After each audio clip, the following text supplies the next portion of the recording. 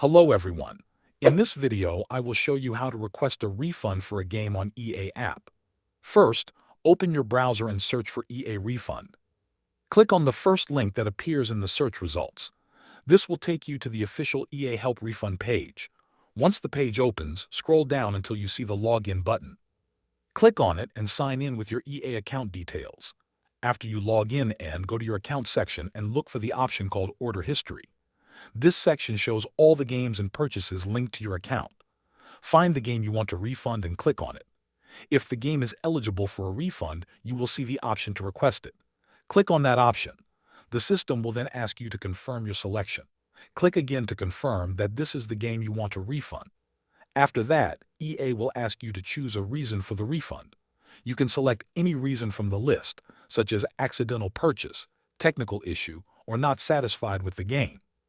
Once you select your reason, click on Submit to send your refund request. After submitting, your request will be reviewed by EA. You will get a confirmation email once they have received it.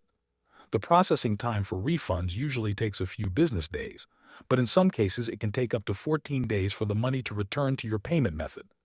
This depends on your bank or payment provider, so it's important to wait patiently during this time.